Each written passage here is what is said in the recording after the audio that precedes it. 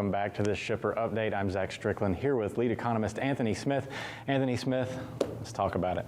So, Zach, this morning we have a pretty substantial release coming out, and it's going to be the ISM PMI. It's going to come out in about 33 minutes, and so once it does come out, of course, we'll give you the update around some of those numbers there, but these are going to be some of the things to watch in the upcoming release. We're going to have, of course, the overall PMI, which is going to be watched closely, which had a downward movement of 1.2 percentage points last month, still over 50, so still showing expansion.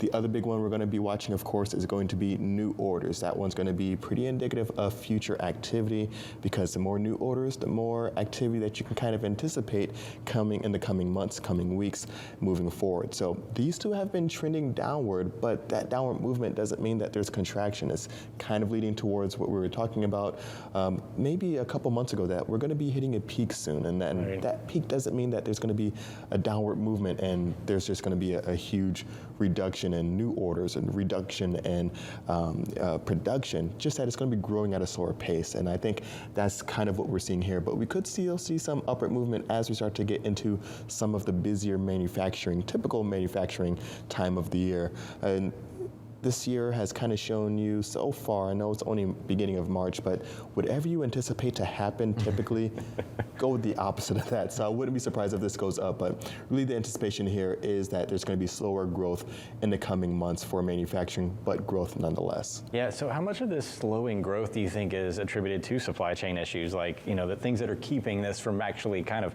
peaking out? I mean, we talk about the flatbed sector really starting to pick up a bit, and capacity, of course, tightening, and with the oil market being what it is, that's probably going to eat in a little bit to the ability to serve the manufacturing side, correct? Definitely so. And so, I mean, that's going to be another area where, hey, we're already kind of getting price increases all across the board. Now we're going to have another one substantially that's going to be hitting them in a pretty meaningful way. So this is definitely going to be an area that's going to really be impacting manufacturers as well, and could also lead into a little bit more slower activity, but maybe some upward movement for some of those particular segments that might be maybe ramped up for some of the energy side as well. Moving into our next chart here, Zach, it's still going to be some PMI goodness here. And of course, I have the green line, our flatbed outbound tender rejection. Next, you know, I wasn't going to forget about it.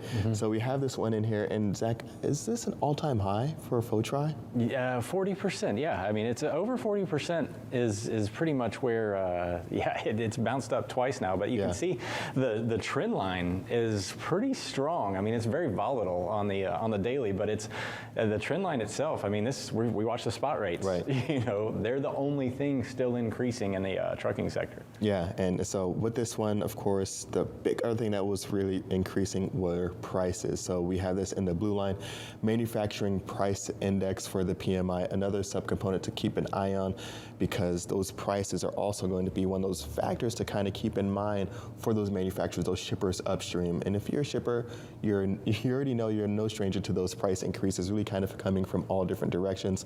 This is going to be one that we watch closely, of course, because it has really spiked up high in the recent months, hitting just around 90 percentage points not too long ago, a few months back, about a quarter and a half ago, but really it's remained elevated. We see some downward movement here, but really that downward movement isn't indicative of, hey, we're here, we're done, we've hit the peak price level. It's still increasing, just at a little bit of a less rapid pace. It's still very much robust.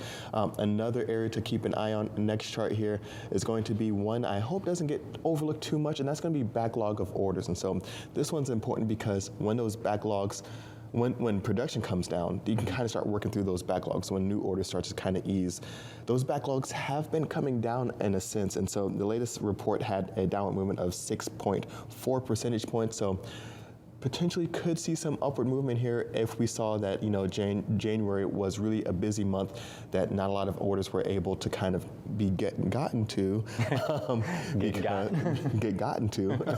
if we see this activity really kind of persist. So backlog of orders is really going to show how long of a runway there is for a lot of production activity in the coming months outside of those new orders already. Yeah, I mean, these orders are still expanding though. I mean, we're still seeing the backlog grow, just not as quick of a pace as we saw in the past, right? Exactly right. And the other big factor, of course, is going to be employment. That one's going to be a really close one to watch.